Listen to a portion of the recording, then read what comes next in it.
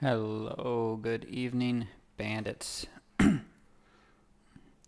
Welcome to another exciting Monday, another good start to the week.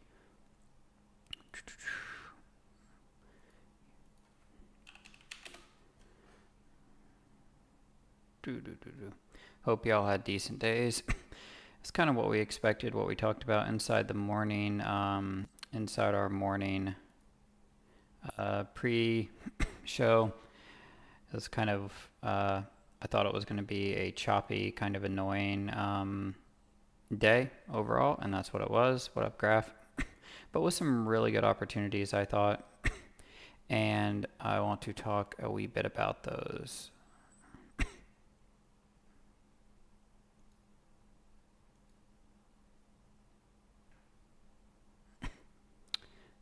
Take a picture of this. I'm just snipping my what I made in Tesla this year. We are going to cover what I made in Tesla. I just want to cut out all my account information and such things. And then I'm gonna save that.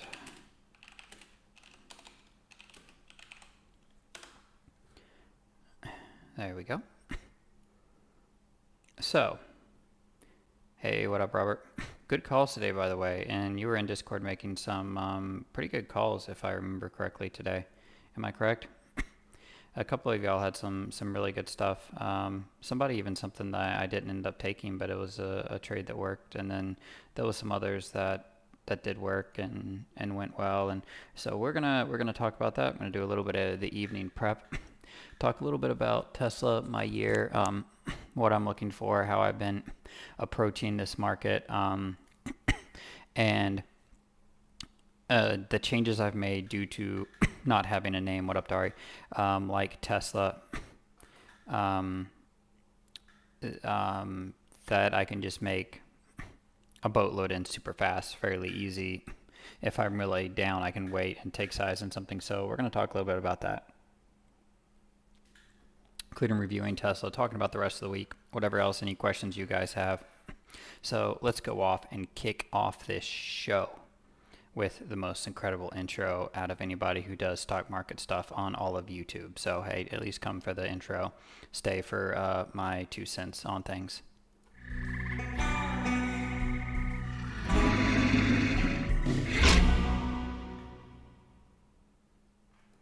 There we go. So, per the norm, I'm not a professional, and anything I say is just that. It's just my opinion. You should not take anything I have to say as any type of stock or investment advice or anything like that. So Tesla, let's get this fun part out of the way. Or should I save this to the end? Because if you save this to the end, then people have to watch the video to the end. They're like, when does he show his P&L? It's like, he made what? He made that much or whatever, and you gotta just lead people on and talk, and so they have no idea when you show it. But I'm not gonna do that. Here is what I made in Tesla post-split, pre-split. The reason I'm showing what I made in Tesla pre-split is because a lot of people are scared. A lot of people going into the next year are going into this change, and they're like, man, I'm not sure how it's going to be. I'm not sure this, that. Well, Tesla was my biggest name by a lot, by this much. You see that?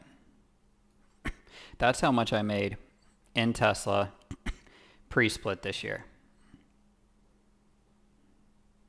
So a little over $200,000. That was by far, by 6 figures, my biggest name. There were no other names that I was that I'm that profitable on this year. Tesla has been my number one trader. So when it split, it's like, man, what am I going to do? All that stuff. Like, is it going to trade well? Is it going to be Apple? Am I going to have to really double down and get really sharp on some of my other, things, which I've been working on? And there's a reason I've been going to longer hold trades and different stuff like that. Like, I can always take, you could take 10 contracts at Tesla, make $500. I could wait for a little pop, a little drop, another 10 contracts, and I could sit there and scalp it $500 at a time and put together, that's not, I think it's pretty good, 200,000. I think at one point in the year I was a little bit higher than that. The last 2 weeks were consistent, were a little bit harder. And then previous to that, I've done, you know, we had 2 weeks of really rough trading. So that's after the last 2 weeks in Tesla, pretty rough trading. But at that point in Tesla, 200,000, my goal is to actually beat that by the end of the year. So if you're watching this at the end of the year in December, we're going to look and we're going to see what I made in Tesla on the back half of the year. So we'll see how that goes. You know, that kind of forces me to trade in, to trade well. I'm excited how Tesla's trading, guys. It's been a couple of days. I'm really excited how it's trading. I think it's incredibly tradable. I think it's actually easier in some aspects to trade because I can hold moves if I take the correct side and not get shaken out actually really well. And we're going to talk about 2 trades I did today, 3 or 4 probably. And then I don't remember what else I said I'd talk about, but we'll figure that out. So the first thing was this trade. This was the first trade I took today. I didn't take a trade until we were up here. I was waiting for this to hit for it to fill the gap. When it got up here somewhere, and I don't remember exactly where, I took too much size in the name. And I'm trying to figure out my size, what I'm comfortable with trading Tesla, with how it's moving. If I like common better, if I like the name itself better. And so I took this short. The problem was I took way too many contracts. I went very heavy, plus 50 contracts in this name. And I just hadn't been used to trading it, and I was just bouncing around. It was early in the day. I really was just trying to be consistent. And I was like, you know what? I'm too heavy in this. And I think I got out for like a 5 or 10 cent loss, which isn't really that bad. But it's like, I'm too heavy. And you know what? Instead of smacking Tesla, even though I did like this short, CT took it, and CT actually held it all the way down the VWAP. So great on CT. He took the correct size. And that's thing number one I've noticed about trading Tesla and trading within moves that require you to actually hold to target on inside days and days when you don't necessarily have a clear breakout pattern. What you actually need is you need to take the correct size. If I would have thought, and I just didn't size in correctly, if I would have taken 20 to 30 contracts here, and I'd be like, you know what, I'm going to give myself a 30-cent stop loss. One of my kids are screaming, I think. Hang on. Yeah, one of my kids are hollering. I'll be right back, guys. Sorry.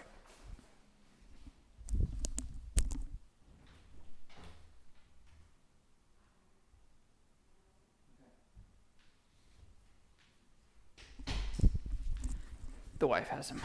She's going to get him. So if I would have taken the correct, what's up, Rebecca? If I would have taken the correct contract size here, I would have been fine. I would have made it. Would have gone down to VWAP, sold half, and then sold the other half around day lows. Because on a day like this, that's generally what I would do on this kind of move. Because then you expect it to come up to the 21 and go lower if it's going to fail. So then I would have got stopped out here.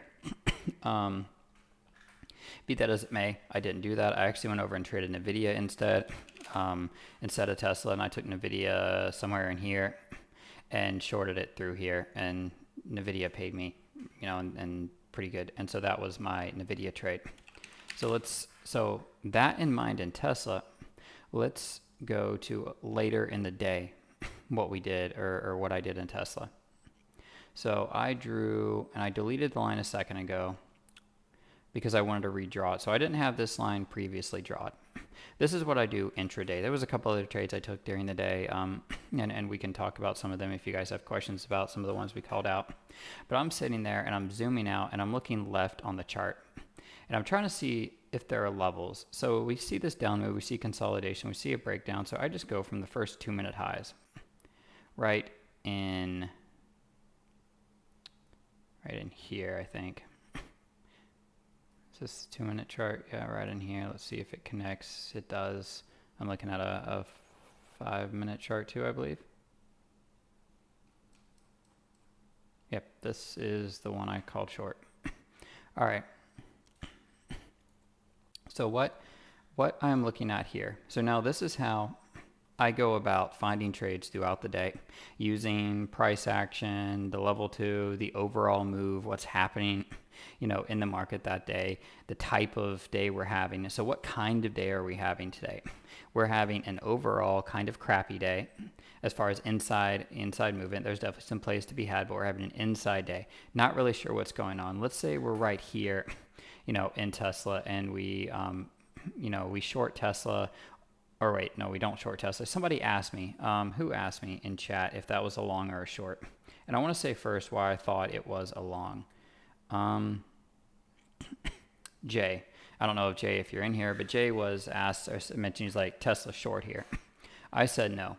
Why did I say no to Tesla short here? Well, look what you have setting up. So we have a failed break lower. We have a clear single leg up with a falling wedge breakout into the 200. So there's your obvious, it's obviously going to fail here. And then we have a falling wedge going back down again, right below support, right into the 21, and then a bounce off of it. So this is, one clear leg with, this is like my favorite pattern to trade intraday. So you have boom, you have another one, goes up, small one here, but pulls in after it hits the 200, and then we consolidate. But this is a breakout, not a breakdown, unless you really want to flush, but it's so tight. I didn't like it to the downside. I liked it to the upside, to hit,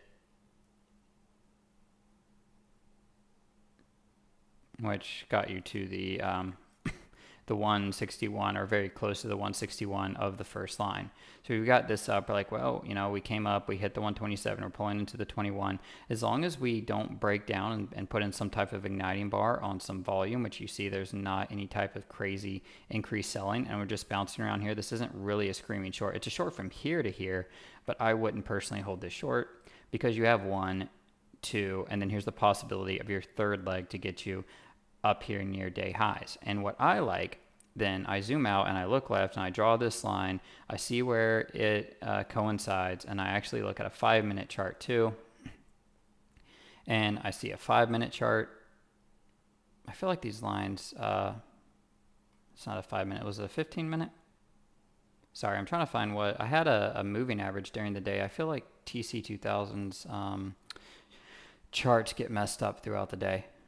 Oh well. Be that as it may, I saw this coming up. So what I'm looking for now is I'm looking for this to accelerate up to here and put in a reversal candle to the downside. No, this was the Qs I traded. Sorry, I did not trade Tesla. I traded Tesla long here. It was the Qs possibly. Was it? Yes. Sorry guys, I had the wrong chart up. So this was the Q short we took. I'm thinking about the completely wrong name. It was not Tesla. I just wasted. I'm tired. I was doing some projects in the house that really, pissed me off earlier and was making me really upset. And then I come in here and I'm trying to do this, so I'm just losing my train of thought a little bit. So it was actually the Qs. I did the same thing, but not in Tesla and the Qs. And if you can go back to Tesla and do that same thing. So what I'm looking at here, the same thing kind of applies. You're going up, you break above this trend line, and then you instantly fail, and you're hitting the 21. But as long as you don't break it back above it, it's a short to me. So the same thing happened in the Qs, except I didn't trade that one. So the Qs, we have a descending trend line here earlier in the day, and I posted a picture of this in the VTF, called this one out in the VTF. And so you have this descending line in the triple Qs. I'm watching for it to go into that level. Once it hits that, I just take a short entry. As soon as this hammer starts to form with the stop right above it, if I'm wrong 10 cents. If I look left on here and I put a line where this line is kind of coinciding here, it's at the bottom of these. Let me move my face out of the way. It's this line from the breakout. There's a reason that it would fail here if you just look left. So there's reason that this could fail when it coincides. I'm watching this to hit and to see if it puts in a hammer. It puts in a hammer. I short the Qs with a target on a 50% retracement of this last leg if we want to go lower. And it goes a little bit below that. I think I sell most of mine right here and pretty much all of it here. And then I set a step, I put a stop loss on the other ones at break even, and I do get stopped out on my last few contracts right up here. and I just kind of held a runner in case the market did want to sell off. It didn't. It went higher, and that's fine. So I'll do stuff like this throughout the day. The reason I say this, and I'm looking for something like this, is I'm not looking to hyper scalp a bunch of different patterns like maybe I was doing previously in Tesla, when you're just sitting there and you're like, man, I'm just going to wait for Tesla to possibly fail. I'm going to jump in it. I'm going to get out. I'm going to catch 10 cents. The PI is going to pay me. Right now, especially on a day like today when the market's going sideways and stuff, I'm going to zoom out and I'm going to look for stuff like this. I'm going to look left on a chart. I'm going to try to see if I can see a trend line that is a legitimate trend line that maybe hasn't been tested, that is setting up, that gives me a reason to short. There's another reason to short this one. If you go to the 5 minute, 15 minute maybe. No, it wasn't any of these. Must have been a different trade later in the day, or my levels are getting mixed up or something. Oh, this was the other Q short. Never mind. This was the second Q short, this 2 minute 200 that came later in the day. This is what I was thinking about. You put in one leg, 2 legs. Here's your third leg up. We're not really, what up, Jay? We're not really pushing. So here's your next Q trade. So I trade this short. I'm pretty sure I take off here and I don't trade any of this. I go play with my kids. I come back. What do I see? I look left on the chart and I look at the Qs. I see, okay, we consolidated early in the morning. We kind of bounced around. We put in one small leg up. We pulled down. We put in one little bit smaller leg up. And then we pulled down into this zone. And now we put in one other exhaustion. Now we put in one other bar here. What else do you notice about this bar? So we see our third leg up, 1, 2, and 3. The third leg is into the 2 minute 200 on what is increased volume. So exhaustion selling basically pretty much into day highs in the Qs. Failing to break out. Do you really think, and then put this in context, do you really think that after the sell-off we had Friday, like Geronimo said on his show, that we're going to bust through a lot of this and go higher? No, it's like at, not even power hour yet. Are we really going to rally? Probably not. What am I looking for? I'm looking for some exhaustion into this 200. As soon as we get up here and we stop, this next bar opens and starts going down, I just take Q puts. Bam, in Q puts. If I'm wrong, I'm going to be wrong 10 or 20 cents and I'm fine. I'm not in on any of these because there's no reason to get in yet. Nothing hit. So we punch through the blue line. And think of this blue line in the case of this as like Gettysburg. Think of it as the last day. The Confederates were marching, they punched, and they actually, punctured or went right into the line, the Union line, and then they instantly pretty much got thrown back. Same thing happened here. You were going up, you charged, you punched through the line, and then you instantly got rejected. So this is almost a triple top, punching through resistance, the 2 minute 200, on exhaustion volume compared to what we've had in the day, and then just instantly start failing. This is a short. You take it, you write it back down, sell half at the 21, which is what I did, and then I basically just hold the rest, and I'll sell the rest if it gets above the 200. Otherwise, I'm just going to hold. It goes back down. I sell the rest at VWAP, and that was the last trade I made of the day, I believe. And then JR and I were I liked Tesla short and wherever it was, I don't remember here, where it was consolidating here. Why did I like Tesla short here? No, I was obviously, could have been wrong on this trade, but the reason I liked Tesla short here was the same thing I saw in the Qs. 1 leg, 2 legs, 3 legs, into this little bit of exhaustion, a fail, looked the same as the Qs, flagged, went down, and now to me this is kind of a bear flag. You're in this zone. Yes, it could break out. Yes, you're above that 200, but I like this short for a test of the low of the pivot and then a little bit of flush. I probably would have sold some into this flush and then held half of it and got stopped out when it popped back up through the 200. Difficult day, difficult name, trading this type of tight range on a day like this when the move is so compressed. Your moves aren't as wide between the pivots and between the different legs, so you're not getting as much of a move, so it's kind of harder and much easier to get stopped out. But that was my thought process when I said I like this short. What did I see? 1, 2, 3 on the sell and then dying down. Yes, this actually does kind of look like a falling wedge and like it's going to test. You could either look at this as, hey, the short worked, And in the long work too, because where you tested day highs, you basically had a shakeout hammer and a high. I could see that, and you're not wrong. So technically both setups work as long as you had the right targets.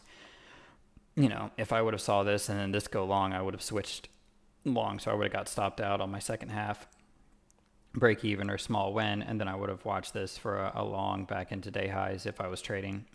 I wasn't.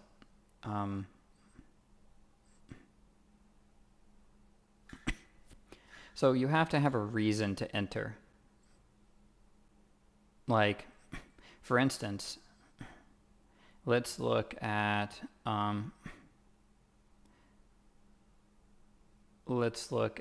something that was a shakeout hammer, and it's kind of hard today because of the move. So I mean, the question's difficult on a day like today because of the way the moves worked.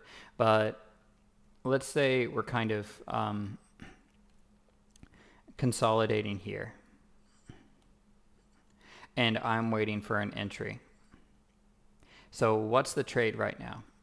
The trade is a 2-minute green takes red. There might be some 1 minute and other setups and stuff, but you basically have what is a green takes red, off the 21. Let's say you get in it, or let's say you haven't got in it yet, and you're just kind of whipping around here, and then all of a sudden you see a drop. So the top of this is like a 50-cent drop, so much different than what Tesla used to be, right? But so we have a 50-cent drop here, as opposed to the other candles, which were bouncing around 30 and 20 cent. Then all of a sudden you get a 50-cent drop below the level, and you instantly just pop right back up over to the next level. Right here, this to me is not a failed 21. This is just that confirmation. We tried to go lower and we failed and instantly went back up. All right, here we go. Another time I would look for, you have to practice it. Not a lot of good examples here, but you basically take shakeout hammers or shooting stars when they're into support or resistance and they confirm the move. They're not breaking down. So they're actually just confirming the move.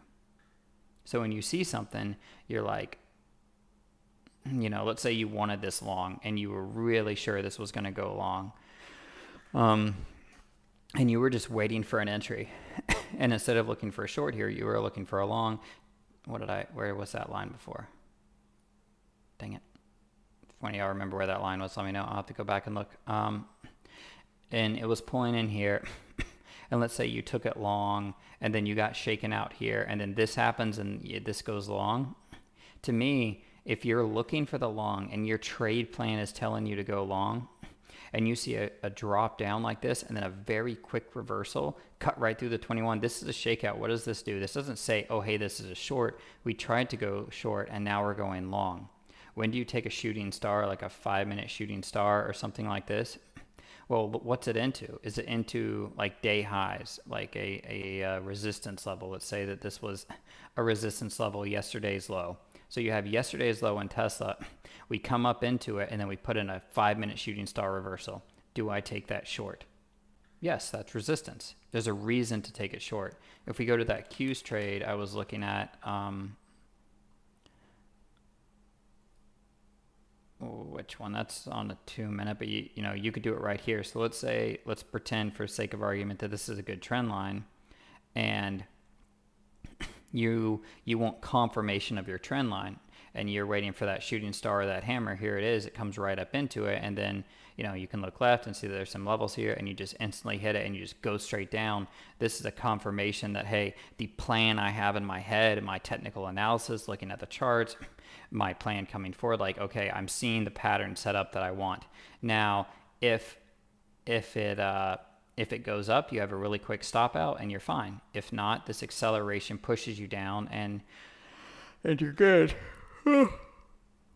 Sorry guys, I'm exhausted. So you have to practice. You have to have your levels good. You have to start identifying those levels and be like, hey, I'm waiting for this to test. It's like, I'm waiting for something to happen. This something happened. Within that, there's a shakeout hammer. I don't think it happened today. It happens a lot of time in Tesla where you'll have it trigger off of the 21, like this, you know, or something, it'll trigger up and then it'll put in one more shakeout lower. Probably won't take out all of them, but it'll do a little bit of a shakeout and then go higher. That shakeout is not saying the trade didn't work. And if you take proper size, you're not going to get shaken out. All that is doing is saying that it actually did work. You know, it tried to go lower, it couldn't, it instantly put in that hammer in the other direction, and now it's just continuing in the direction. That's a confirmation of your move. I hope that kind of explains it. So you have to kind of know your levels and then know what you're looking for. So you have to be like on the look or on the hunt for a trade, and then, okay, that trade is coming into play. This is what I want. You know, it's kind of like the other day when I called Tesla long out of the open pre-split or something. It was like a 3-point win, you know, in Discord. I think Mitchell and me and somebody else took it, and a few of us did. And it just pulled in, and we're like, hey guys, we're waiting for the 21. We're waiting for the 21. 21 hit, I'm in. All right, there we go. Boom, boom, boom. 3 points. Bam, Tesla. Good. And we're literally just sitting there waiting for that to happen. That's what you're looking for. You have to have that. You know, this isn't a shooting star, but you could do the same thing here. It's like, you know, on any time frame, did we hit a level and then put in a shooting star? You know, the higher time frames you put it in, the more valuable it is. Still in this range in Tesla. So I hope that kind of answers your the question. I'm going to draw some lines in the morning. I might draw them now, but I got to draw some of the boxes for the last 45 minutes. I could do some of them on some of the names we do now. If you guys have other questions, I'll answer them, but I can quickly take a look at what we're looking at going into tomorrow.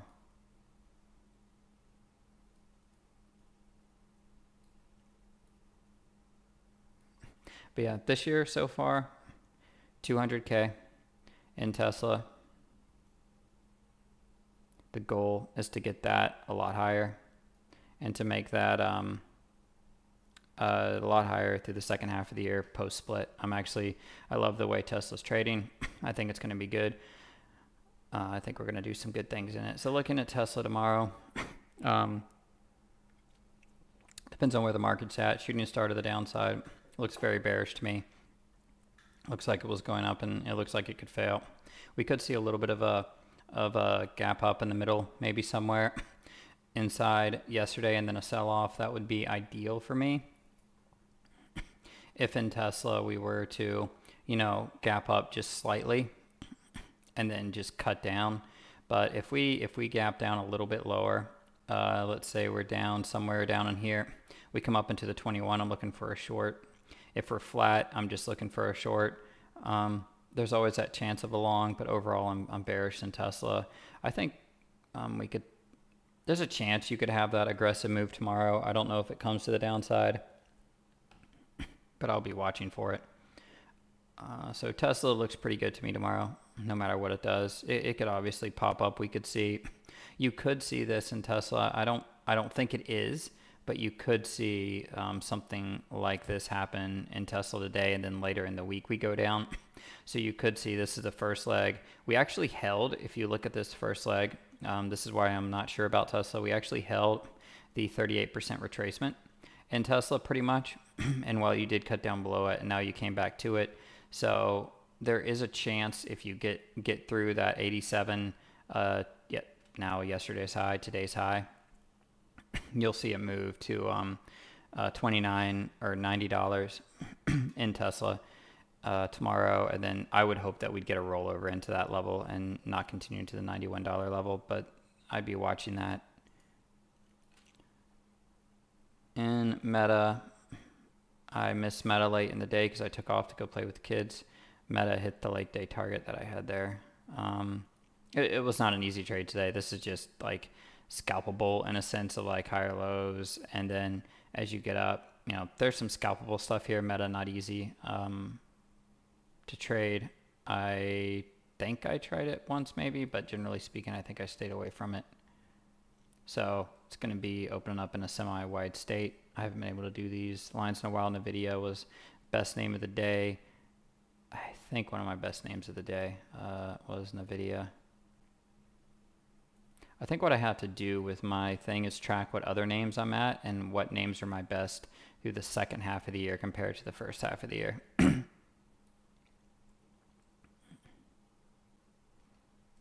I'll be watching it. So NVIDIA flagged after this whole sell-off, and yeah, we went a little bit lower, but I'm watching NVIDIA for continuation tomorrow to the downside. NVIDIA is going to be on my short list. We'll see where we do, but if we gap up any, or we are inside in NVIDIA, I'd be looking for a short in NVIDIA going into tomorrow to 50. I didn't draw all my lines here, but definitely 57, 94, 58. So not a lot lower than we were today, but we'll see. We could push down. We could definitely, yeah, oh, on the hourly, dang. Yeah, definitely like NVIDIA to the downside, even though you're near support down there. Haven't done much meta. Everything just looks so bearish right now. Man, my kids are going to be up all night. Give me 1 second, guys. 1 second.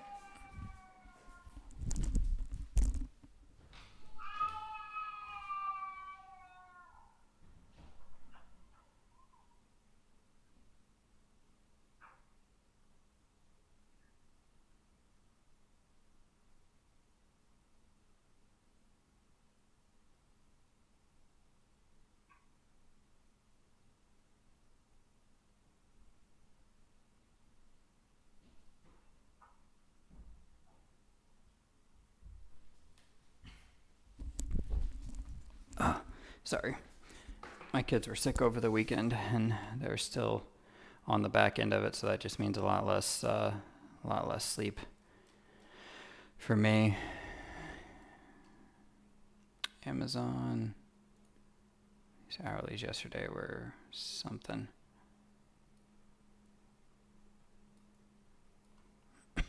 There we go. Alec,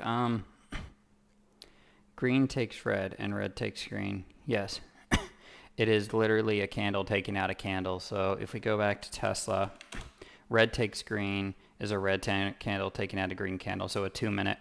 So here on Tesla, if we move my face and zoom in, what do you have here? You have a red candle, a green candle, a green candle, a red candle. Okay, so your buy setup is the green candle taking out the red candle off the 21. So, is this a buy? No, no, no, no, no. Red candle, green candle takes the red candle, there's your move. Pulls in, hits the 8, green candle takes out the red candle, there's your move into the 200, and then you're done. And then up here, off the 200, red candle takes a green candle, there you go, and there's your move. With a stop above the previous candle, obviously. So when we say red takes green or green takes red, and then you just flip it, you do it the other direction, in whichever direction you're playing it, red takes green, green takes red. You just call it out, and it's usually off the level. So it's just a way of identifying, and generally when we say it, we're talking about a 2 minute time frame.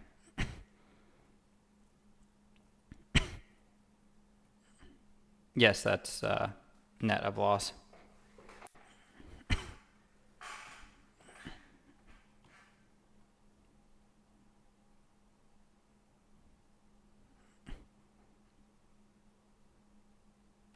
Yeah, Dan, that's just what I did in Tesla. Losses, everything included.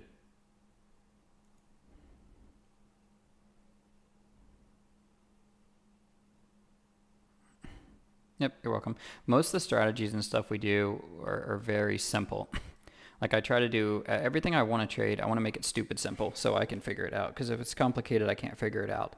Like I like to have simple things that make sense. So it's like a clear leg with a falling wedge and a breakout, and to a certain level, 21 moving average, something like that. Yesterday's low fails to break through yesterday's low, so it's a short, at least the 21, and then follow back through. You're at the top of your third leg, so you're probably going to get more of a retracement. Stuff like that. I like things that are simple. I like things that are easy. So nothing that we do. The software I use is Fidelity, and the trading software I use is TC2000. I'm actually going to be switching or testing out TradingView very soon. I'll be doing TradingView really quickly in the next month or so. I'll be doing a TradingView setup, and I'll be testing that out. Snow is another fun name that we traded today. Don't remember when. I think this was the snow. I missed this snow. I can't remember which snow I took. That was the snow off the 127. It came up to the 21 and hit the 127. So if you can see something in snow, like I missed this because I think I was in the video. But here's for an example of a strategy for any of you guys and different names that work. Here's your snow, your first leg down, your pull up into the 21, your red takes green off the 21, a little bit of a shakeout, that's fine, didn't trigger to sell, and then comes all the way down and actually hits the 127. Here's your first out at the 100%. You need to get out some of your contracts here to lock it in. Comes back up into the 21, fails to break that 21, confirms the move down, and you hit your 127.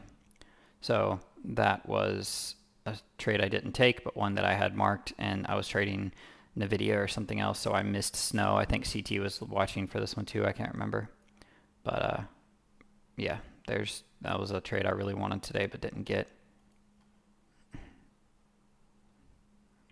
What do you mean my precise entry? I enter, depends on the name, depends on what you're talking about. Like when I did the Qs today, I was waiting for this line to hit. And I had it in my plan that if this line hit and rejected, I was going to get in and then set my stop above it. So as soon as we hit and started hammering down, I took puts.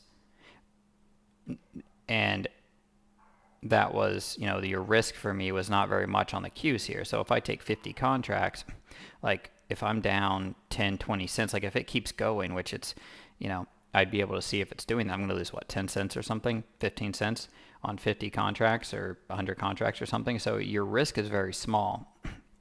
30 contracts, you're going to lose $300. For your downside move, you have all this potential to the downside.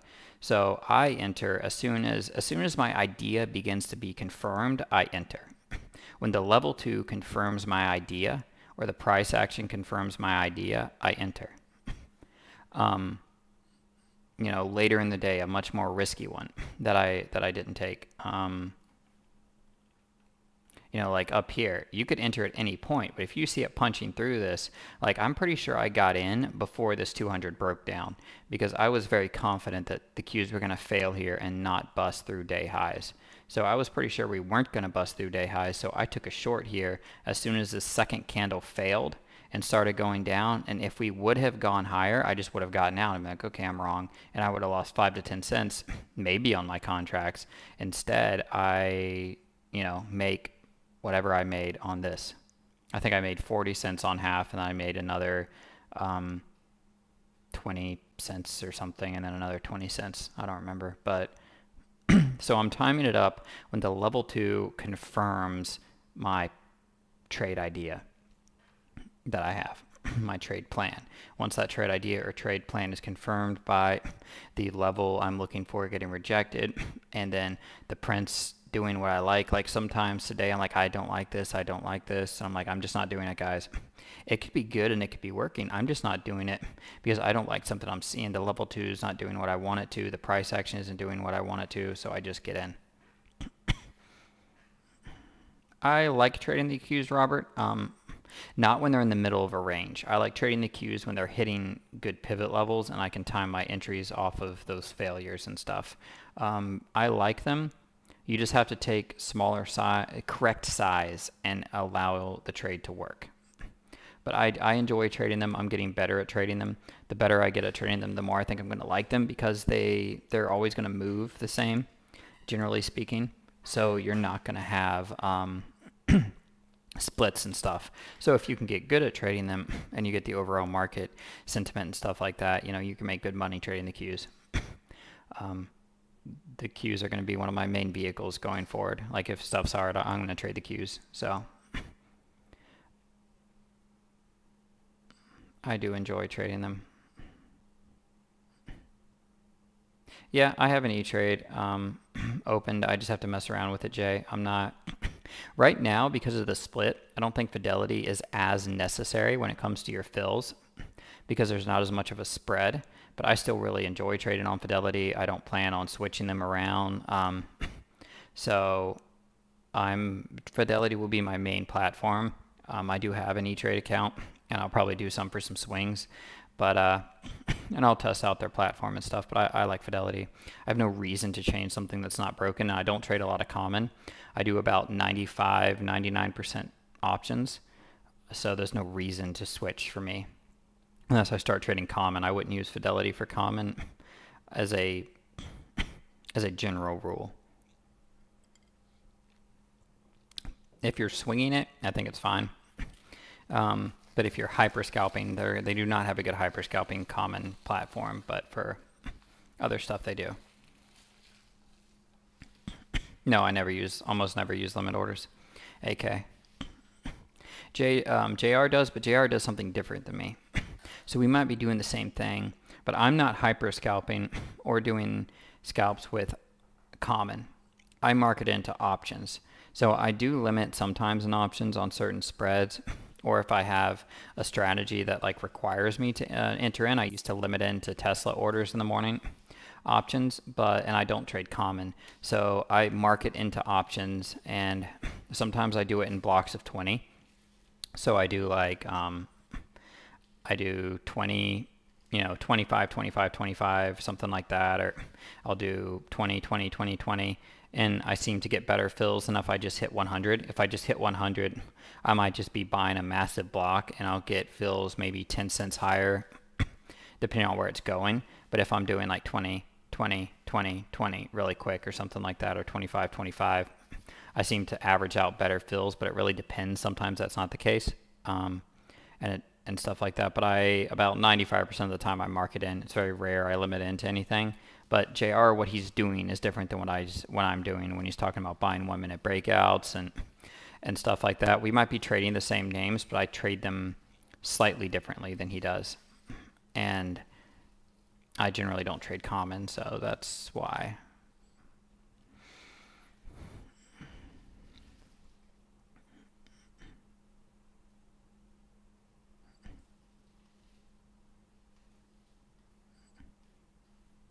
I don't know, to be honest, Dan. It's not something I pay attention to. I think you could trade the Qs with just trading common. I don't think you'd have to trade options. I don't pay that much attention to it, so I'm obviously not sure what the answer would be. You could look at the delta, and that would tell you. I just know, yeah, check the delta. It's probably 40. It depends on the strike you take too. So it depends on the strike. So you need to look at the strike of the option that you're taking and look at that, and that would tell you your the price and how much it's theoretically going to move. I think it's like 40 to 50 cents a point usually, but you just have to look. Oh man, if my kids keep me up all night tonight. So yeah, just check the deltas. I usually go around the money. I usually trade near the money when I'm doing most longer hold trades, and that's fine for me because I'm just getting paid on the move itself. I'm not trying to quickly scalp 10, 20 cents. So they probably move. But they're tricky to play, Robert. You really have to mess around with them, because like the Qs can be weird, because you could take like this short here, and let's say you get in here, and then like the way they move and the loss of volatility and stuff, like they can be an interesting name. They can be interesting to trade. So you really have to get used to them. You really have to sit there and trade them, or at least watch them. Even if you don't trade them, watch them. Like, be like, oh, there's a breakdown. What's happening? How much are they moving? Like, in a candle like this, what's happening? If you get caught in a reversal, what's happening? You really just have to watch them and get used to how they move, and get used to when a trade is working. Like, if you're in a trade and you got in it here, this is 305.74. This is only 10 cents lower. So if this drops down and then jumps back up, you might be break even. So you could see this big red candle setting in here. You could get in this, and then, you're up 10 cents, 15 cents or less, maybe 7 cents, 8 cents, and then it pops back up here, and now you're break even. You're like, what in the world? And then you really have to wait, and now you're up 30 cents, something like that. So, you drop down here, and then this candle actually pops all the way back up. So the Qs are tricky, because if you look at this as a total move, it looks easy. But if you take this short, you're down here. This drops all the way down near VWAP and then pops back up to the top of the candle. So you just went from being 25 cents up to being flat almost in your trade. So you have to be able to size accordingly to that, to where that's not going to bother you. So if you're taking 100 contracts and you're 30 cents up, 3 grand, and then that drops back and now you're only 5 cents up, about to go red, you might be like, oh crap, I'm just going to get out. And then it drops back, and then you're like, oh crap, and now they're 50 to 60 cents up or something like that, 80 cents up, $1 up. I'm not saying you should ever take that much size. I'm just talking through how they move. So a lot of times I'm green 20, 30 cents, and then I'm flat, or 10 cents up, and then I'm 20 cents up, and then I'm 5 cents up, and then I'm 30 cents up, and then I'm, and then I'm 50 cents up, and then I sell, and then I'm 30 cents up again, and then I'm 80 cents up and I sell more. So they move like that quite often. They're not just like linear in the way that they move. So you really have to identify like the level that you're trading to, what's going on, the overall price action. If you're just trying to like scalp them, and stuff, they can be difficult because you have a lot of bars like, you have a lot of bars like that take place. So be careful. Yeah, I have higher time frames. I'm just showing this one, but I have like a 4 chart that I'm always looking at like this when I'm trading. That. And I forgot to say, but like, share, subscribe to the YouTube channel if you guys want to, all that kind of fun stuff. If you haven't liked the video yet and you're watching, all that. I keep saying I'm trying to get to the point where I can make more content. I've just got a lot going on right now, but I am trying to get to the point where I'm creating a bunch of content. So, all that fun stuff. But if you guys like the stuff, if you want to trade with us and you're watching this from outside the room, there's links in the description of this video for the Discord and for the T3 live room. If you want to do either one of those, they're in the description of this video. But so what I've been doing to get back and how I'm going to be trading Tesla, unless you're just in massive moves, is I'm going to be watching and waiting for the stuff to put in different patterns throughout the day. Like if I'm sitting here in the Qs and I'm watching this go up, you know what I'm like, when I see this coming down on the Qs, you know what I'm thinking to myself? I'm saying, hey, look, I have one leg up, I have a second leg up, and we're pulling down into VWAP. I'm going to wait for a pop. If we get a pop, I bet we hit the 200, and it's going to be near day highs, and it's going to fail and roll over. So you know what I'm going to wait for? I'm going to wait for the next leg up. I'm going to watch, and I'm just going to sit here for 30, 40 minutes, an hour, watch this 200 hit, and then I'm going to short it back to VWAP. When I'm going to take some off at the 21. That's a trade idea I look for in the middle of the day. I look for some type of pattern I can recognize, some type of trend line or moving average, put it together, sit there and wait for it, take the correct size. Maybe this is 30 contracts, and then you take 10 off or 15 off here, and then you take a few more off here, and then you take more off at your final target. Whatever you want to do, however you want to do it. You just have to take the right size. You can't do what I did early when I traded Tesla and do like 80 contracts or something on the 21 when, you don't need to be doing that. You're outsized, you're getting shaken out, and you're not letting the trade work. You have to take the right amount of size. I did that the rest of the day, and thankfully I took the right size, and I just let a lot of 30, 40 cent trades start adding up. 50 cent wins on them, 50 cent wins on them, 30 cent wins on them, 80 cent on the second half, or, whatever it is. And I just let those add up throughout the day, and I had a pretty decent Monday for an inside day. For as small range we have, it was probably one of my better days on a day like today with such a tight range. Usually days like today are difficult, but thankfully I just waited for the setups and took them, and it worked out. No, Joe, I do the 1 minute, 2 minute, 5 minute, and 15 minute. And then I also have an hourly. So I monitor I monitor all of those on a name that I'm focusing on. And if I have a swing idea that I'm looking at, I'll go to like all of those charts and I'll see what levels match up with my 15, what levels match up with my 200 or my hourly, my 2 minute and all that. And I'll see like where I'm at on all those charts so I can kind of confirm the overall move in my head. And I can be like, man, no, this looks bearish. This is coming into resistance on the 2 minute and this could put in a shooting star on the 5 minute. And this is a breakdown on the 15 and the hourly. And you put all that together and it's like, okay, I like this to this level because of all these things. I'm going to hold this trade. I'm going to take some off along the way. I'm going to let this trade work. And I'll put together little stuff like that. And that's what's been working for me in this market. And doing stuff like that is what I'm going to continue doing. It's been very difficult the last couple of weeks. I think I'm going to have CT on later this week, and we'll talk about it some. But it's been very difficult, very hard. And that's what I've been doing that's been successful, is proper size on the trades, waiting for the levels and the setups that I want, not taking every setup that comes, but taking the select few setups that I want. I wait for them. I take them when I like them. I let them go to target. I take profits along the way, and it's working. I'm not sizing in. I'm not, adding unless the trade plan initially calls for an add, and I really like something, but that would have to be in like a big down move, not in consolidation like we had today. And you put a few of those together, control your losses, and you can put together good days even in a hard market. Anything, and Alex or Alan, you said SPX or SPY. What about them? Or did I miss one of your questions? I do SPY. I don't trade it. I do not trade it a lot, but I do trade SPY.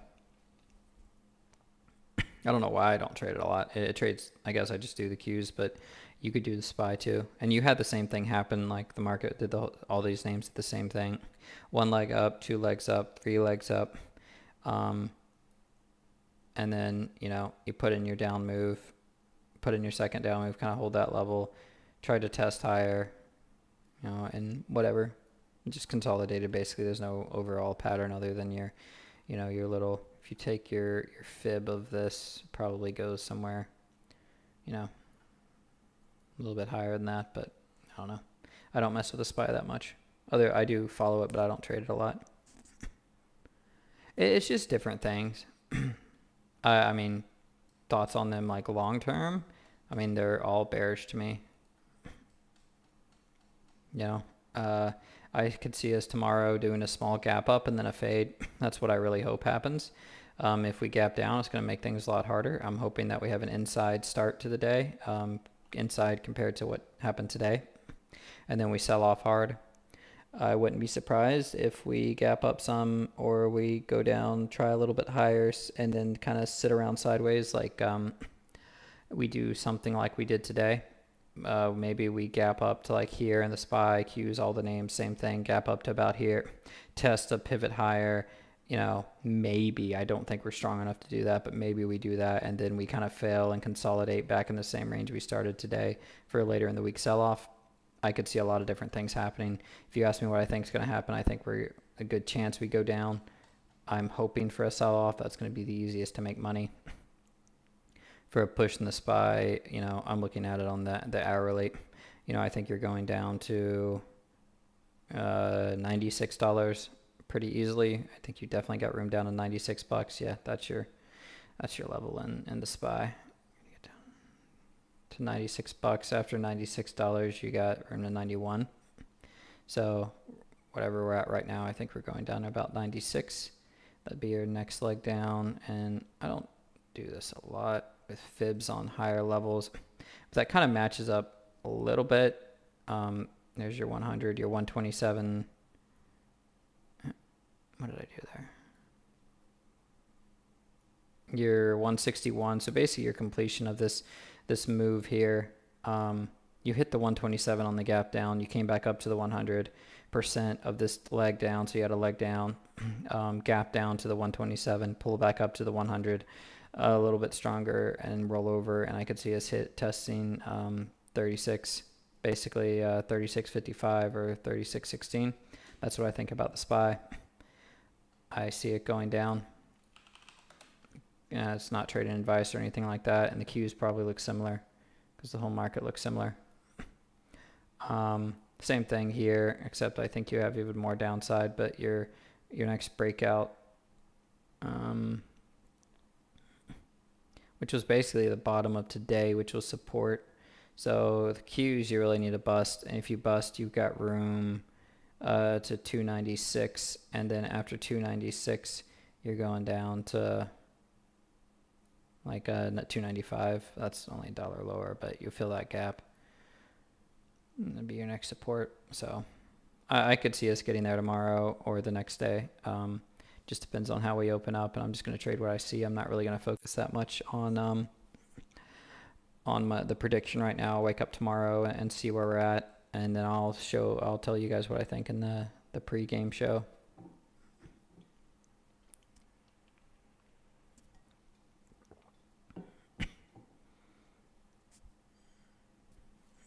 I think so too, Robert. It's just how do you get there, if you think it's going down and that, but what if we get a little bit of a shakeout and then a go down? It's just a question of how you get there. It should pick up. I expect it to pick up after Labor Day.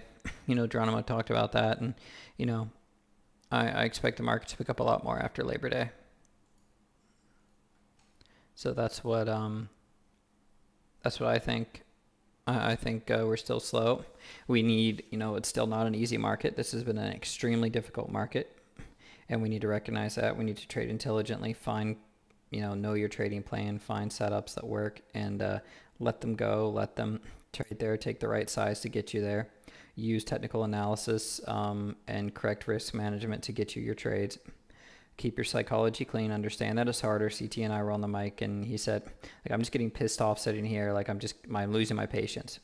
I get like that too. I'm just I'm sitting in something. Even if I'm green, I'm just like, dude, what the heck? It was like a week ago or a month ago. I was up like $5,000 in a position at this point, and now I'm sitting here having to sit here not doing anything in this stupid thing, and it's not going down, and it's going to go down, but it's just sitting here not going down.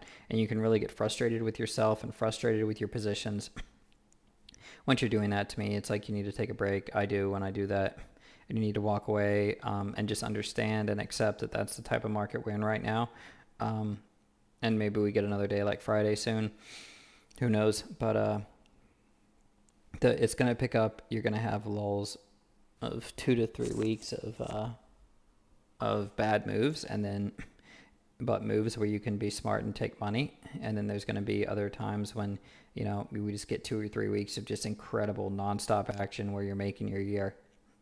So both of those come, and the market ebbs and flows, and we have to ebb and flow with it. And if we don't, then you're not going to survive. So keep sharpening your tools, honing your strategy, getting better and better at what you do. Get better at identifying levels, at finding trades that happen throughout the day, being like, I like this, I like this, I like this. And then kind of start practicing those throughout the day. Even if you're not going heavy, practice identifying them, and then practice taking trades off of the ideas that you create, taking profits along the way. And it's going to help you grow as a trader. Even if you're wrong, if you attach a reason to why you were wrong and see, why this didn't work and why this one did, you can start putting it together. You can be like, this didn't work, so what do I want to do? This didn't work, so I need to adjust a little bit what I'm doing. And you can start doing that slowly but surely, and getting better at this trade and the skill. Yeah.